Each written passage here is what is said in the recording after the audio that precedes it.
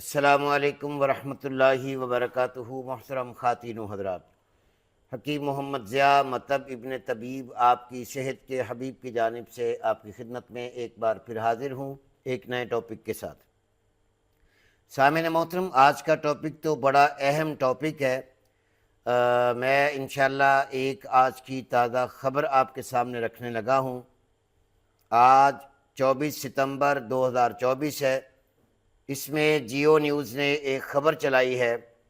اس خبر کے ساتھ انشاءاللہ العزیز میں آپ سے تبصرہ بھی کروں گا، اور اس مرض پر انشاءاللہ جتنا میرا علم ہے تفصیل کے ساتھ انشاءاللہ اس کی پوری تفصیل لیتے ہیں۔ سامعین محترم، آئیے پہلے ہم آج کی خبر سنتے ہیں کہ پاکستان کا میڈیا کیا ذکر کر رہا ہے ٹائیفائیڈ کے بارے میں اور اس کے علاج کے بارے میں۔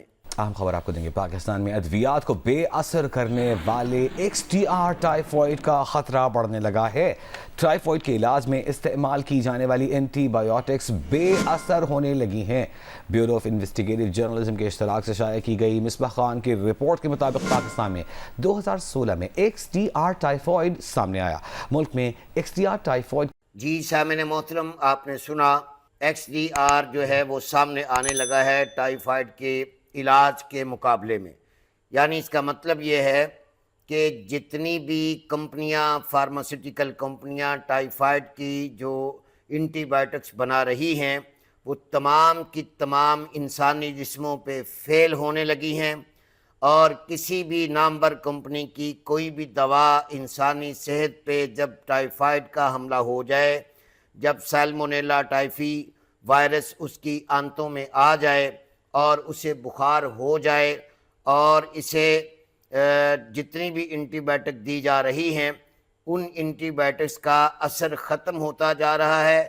یعنی یوں سمجھ لیجئے کہ جس طرح شوگر کی مرض میں انسولین ریزسٹنس ہو جاتی ہے، اس طرح اینٹی بایوٹک کے خلاف قوت مدافعت ریزسٹنس پیدا کر کے قوت مدافعت اس کی مخالفت کر کے ان دواؤں کو بے اثر کر رہی ہے۔ سامعین محترم، یہ اینٹی بایوٹک کی جتنی بھی ادویات اس ملک پاکستان میں دی جا رہی تھیں یا دی جا رہی ہیں یا دی جائیں گی، یقین مانیے قطعی طور پر یہ کامل علاج نہ تھا، نہ ہے، نہ کر سکیں گے۔ کیوں؟ یہ میڈیکل کمپنیاں جو بھی اینٹی بایوٹک بنا رہی ہیں، ہمارے ڈاکٹر صاحبان اندھا دھند مریض کا رش بڑا ہوتا ہے ان کے پاس، اور یہ مزید لالچ کے چکر میں مریض کو تھوڑا سا ٹمپریری چیک کر لیا اور اس کو اینٹی بایوٹک لکھ کے فارغ کر دیا۔ جب بندہ بے وجہ اینٹی بایوٹک استعمال کرے گا تو انسان کی قوت مدافعت بدن بعض دفعہ زہروں کے خلاف بھی قوت مدافعت ریزسٹنس پیدا کر دیتی ہے۔ جس طرح کوئی آدمی پہلے نشہ نہیں کرتا، اگر وہ رفتہ رفتہ نشہ بڑھاتا جائے گا تو ایک وقت آئے گا کہ وہ اتنا نشہ کر لے گا کہ عام آدمی اس کا سوچ بھی نہیں سکتا۔ جب بندہ بے دریغ اینٹی بایوٹک کو لکھ کر مریضوں کو دیتا رہتا ہے، یہ اینٹی بایوٹک مریضوں کے جسم کے ساتھ قوت مدافعت کے ساتھ جب اس کا مقابلہ ہوتا ہے تو آہستہ آہستہ یہ اینٹی بایوٹک بے اثر ہونا شروع ہو چکی ہیں۔ مزید آگے خبر سنتے ہیں اور انشاءاللہ تبصرہ بھی کرتے ہیں۔ کہ 15,000 سے زیادہ کیسز رپورٹ ہوئے ہیں۔ جنوبی ایشیا کے ملکوں میں پاکستان میں ٹائیفائیڈ کی شرح سب سے زیادہ ہے۔ 15,000 سے زیادہ ٹائیفائیڈ بخار کے کیسز رپورٹ ہوئے ہیں اس موسم میں۔ جنوبی ایشیا میں پاکستان میں ٹائیفائیڈ کی شرح سب سے زیادہ ہے، ایک رپورٹ کے مطابق سنیے۔ رپورٹس کے مطابق اینٹی بایوٹکس کے زیادہ استعمال سے بیکٹیریا کی اینٹی بایوٹکس کے خلاف مزاحمت کی صلاحیت بڑھنے لگی ہے۔ ماہرین کا کہنا ہے کہ دواؤں کا اثر ختم ہونے پر مستقبل میں ٹائیفائیڈ ایک خطرناک شکل اختیار کر سکتا ہے۔ دنیا بھر میں ہر سال تقریباً 90 لاکھ افراد ٹائیفائیڈ کا شکار ہوتے ہیں، جن میں اکثریت ادویات کو بے اثر کرنے والے ٹائیفائیڈ سے متاثر ہونے والوں کی ہے۔ ڈرگ ریگولیٹری اتھارٹی نے خبردار کیا ہے کہ ڈاکٹرز کے مشورے کے بغیر اینٹی بایوٹکس کا استعمال کرنے سے سپر بگ وجود میں آ سکتا ہے۔ جیو نیوز کے نمائندے وقار بھٹی ہمارے ساتھ موجود ہیں۔ جی وقار، سپر بگ ہے کیا اور اس کا اینٹی بایوٹک کے استعمال سے کیا تعلق ہے؟ جی دیکھیے، سپر بگ ایک ایسے بیکٹیریا کو کہا جاتا ہے جس پر کوئی بھی اینٹی بایوٹک دوا جو ہے وہ کام نہیں کرتی۔ جی سامعین محترم، مزید دیکھ لیجئے، وہ فرما رہے ہیں کہ اینٹی بایوٹک کے کثرت استعمال سے انسان کی باڈی میں سپر بگ کا خطرہ بڑھتا جا رہا ہے، یعنی جتنی بھی اینٹی بایوٹکس ہیں انسان کی باڈی اسے بے اثر کر رہی ہے، ریزسٹنس پیدا کرتی چلی جا رہی ہے۔ تو ماہرین اس وقت خبردار کر رہے ہیں، drug regulatory authority of Pakistan نے خبردار کیا ہے کہ اگر موجودہ شرح جاری رہی، موجودہ طریقے سے اینٹی بایوٹک کا بے دریغ استعمال جاری رہا پاکستان میں، تو پاکستان میں بھی ایسا بیکٹیریا وجود میں آ سکتا ہے جسے سپر بگ کہا جاتا ہے، جو کسی بھی اینٹی بایوٹک دوا سے ٹریٹ نہیں ہوگا۔ اس وقت پاکستان میں 2-3 بیماریاں ایسی ہیں جو اکثر اینٹی بایوٹک ادویات سے ریزسٹنٹ ہیں۔ ہمارے یہاں ایکس جی آر ٹائیفائڈ کی شرح بہت بڑھ چکی ہے، ہمارے یہاں multi drug resistant T B جو ہے وہ بہت زیادہ ہو گئی ہے۔ قومی ادارہ برائے صحت کے حکام کا کہنا یہ ہے کہ پاکستان کے اکثر اسپتالوں میں جو 92% مریض ہیں ان کو اینٹی بایوٹک ادویات دی جا رہی ہیں جو کہ غیر ضروری ہیں۔ جی سامعین محترم، ہمارے پاکستان کے اکثر ہاسپٹل میں بغیر تحقیق کے اکثریت اینٹی بایوٹک دی جا رہی ہیں تاکہ مریض جلدی سے فارغ ہو جائے، اور ان اینٹی بایوٹک کا بے اثر ہونا آپ سن رہے ہیں۔ آنے والے وقت میں یعنی ایسا وقت آنے کا خطرہ ہے کہ کسی قسم کی کوئی بھی اینٹی بایوٹکس انسان کے جسم پر اثر انداز نہیں ہوں گی، نتیجتاً امراض بہت زیادہ بڑھ جائیں گی، اور یہ اینٹی بایوٹکس بغیر پرسکرپشن کے جب کوئی عام آدمی بھی جا کر 1 سال لے لیجیے، آرام آ گیا، اب دوبارہ درد دانت ہوگی، گلا سوج گیا، کھانسی نزلہ ہو گیا، خود جا کے جب لیتے ہیں، اور یہ ہمارے جتنے بھی فارماسیوٹیکل کمپنی والے ہیں یہ اندھا دھند جب میڈیکل اسٹوروں پہ دوائیاں پڑی ہوتی ہیں تو ڈاکٹروں کی فیس بچانے کے لیے لوگ اور کچھ ڈاکٹر وقت بچانے کے لیے مریضوں کو خام خواہ لکھ کر دیے جا رہے ہیں، اور ہسپتالوں میں تو اکثر اینٹی بایوٹک ہی دی جا رہی تو ہے۔ ڈریپ قومی ادارہ برائے صحت اسلام آباد اور ماہرین کا کہنا یہ ہے کہ وقار بیٹی، ہم یہ جاننا چاہیں گے، آپ کی بات بالکل درست ہے کہ ڈاکٹرز بھی لیکن پرسکرائب کرتے ہیں اینٹی بایوٹکس بغیر کسی ٹیسٹ کروائے، اس کو روکنے کے لیے کیا کر رہی ہے ڈرگ ریگولیٹری اتھارٹی، یا اس کے لیے رابطہ کیا جا رہا ہے؟ صحت کے ادارے ڈاکٹر سے رابطہ کر رہے ہیں، ڈاکٹرز کے تنظیموں سے رابطہ کر رہے ہیں؟ جی دیکھیں، جو ڈریپ ہے اس کا تعلق تو ہے صرف فارماسیوٹیکل کمپنیز کا ریگولیٹر ہے، تو فارماسیوٹیکل کمپنیز کے لیے ڈریپ کا کہنا یہ ہے کہ انہوں نے ان کی مانیٹرنگ سخت کر دی ہے، اور اب اگر ایسی فارماسیوٹیکل کمپنیاں جو ڈاکٹروں کو انسینٹیوز دیں گی اینٹی بایوٹکس یا دیگر ادویات کے لیے تو ان کے خلاف کارروائی کی جائے گی۔ ڈریپ کا کہنا یہ ہے کہ اس سلسلے میں پی ایم ڈی سی کو اپنا کردار ادا کرنا چاہیے، جو کہ وہ بدقسمتی سے نہیں کر رہی۔ دوسری جانب جو ہمارے ہیلتھ کیئر کمیشنز ہیں اور اتھارٹیز ہیں وہ اپنا کام جو ہے وہ صحیح طریقے سے انجام نہیں دے رہے۔ کویکس جو ہیں وہ جانوروں کی جو اینٹی بایوٹکس ہیں وہ انسانوں کو لگا رہے ہیں۔ اسلام آباد میں کئی دفعہ ایسے کویکس پکڑے گئے ہیں جو جانوروں کی اینٹی بایوٹکس بڑے بڑے انجیکشنز میں بھر کر انسانوں کو لگا رہے تھے۔ تو یہ کام جو ہے جو ڈاکٹروں اور جی سامعین محترم، ڈاکٹروں کا ایک نیا کارنامہ آپ پھر سن رہے ہیں کہ اسلام آباد جیسی سٹی میں انسانوں کو جانوروں کی ادویات بڑے بڑے انجیکشنوں میں بھر کر دی جا رہی ہیں۔ تو یہ المیہ کب شروع ہوتا ہے؟ جب ڈاکٹروں کو پتہ چل گیا ہے کہ یہ اینٹی بایوٹکس اب ان پہ اثر نہیں کر رہی، تو انہوں نے انسان کو جانور سمجھ کر جانوروں کے جو انجیکشن ہے اینٹی بایوٹکس ہیں وہ لگانا شروع کر دیے ہیں۔ جن فرشتوں نے انسانوں کو بچانا ہے وہ فرشتے اپنا نام پیدا کرنے کے لیے انسانوں کو جانوروں کے انجیکشن لگا رہے ہیں۔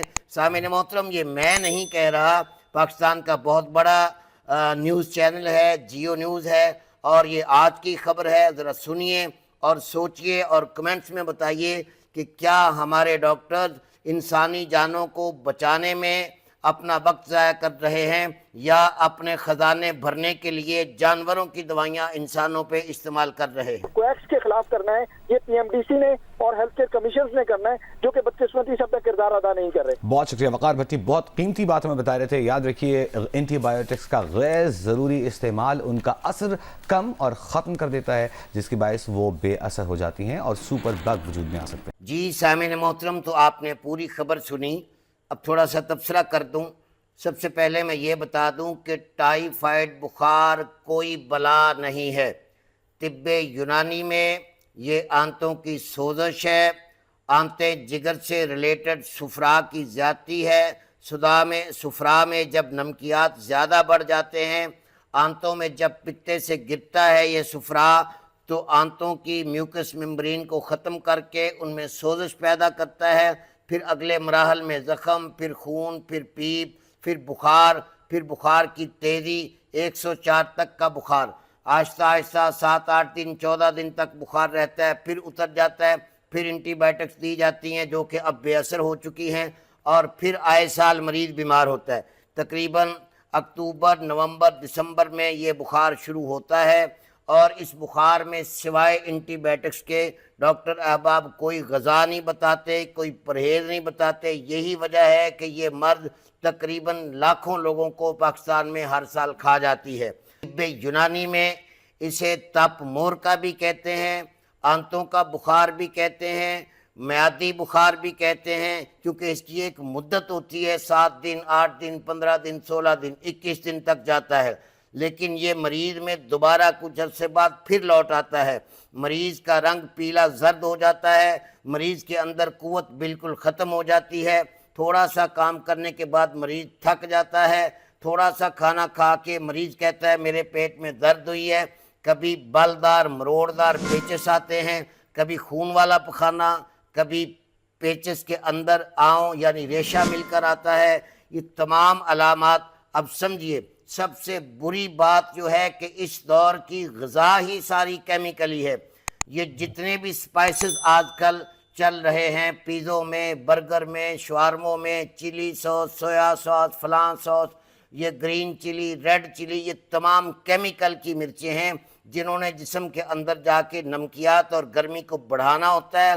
جب یہ غذا آنتوں میں جا کے ورک کرنے کے لیے رکتی ہے تو یہ تیزابی کیمیکل آنتوں کو متاثر کر دیتے ہیں۔ جتنی بھی کرسپی چیزیں آپ لوگ یہ مسالہ دار کھاتے ہیں یا آپ کے بچے کھاتے ہیں، یہ ٹائیفائڈ کی وجہ بن رہی ہیں۔ ضروری ہے کہ سالمونیلا ٹائفی وائرس بھی ہو، میں انکار نہیں کر رہا، پہلے یہ ماحول پیدا ہوتا ہے، پھر بیکٹیریا آتا ہے، پھر آگے یہ مرض ہوتی ہے۔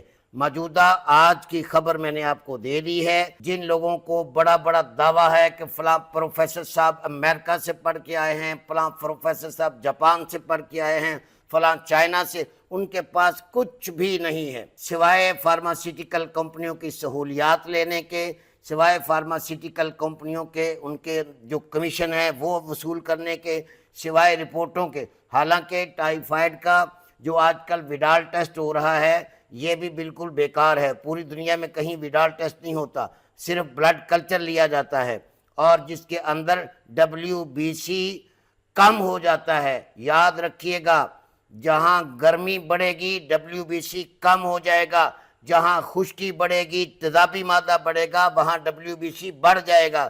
یہی وجہ ہے کہ تیزابی بخاروں میں، سوزشوں میں WBC بڑا ہوتا ہے، اور یہاں حرارت بڑی ہوتی ہے، اس لیے WBC اس کی بلڈ کلچر کی رپورٹ میں کم آئے گا، اور انتہائی بخار کی حالت میں انتہائی کمزور اور نحیف مریض ہو جاتا ہے۔ اس مریض کے لیے خاص غذائیں دی جاتی ہیں، خاص پرہیز کرایا جاتا ہے۔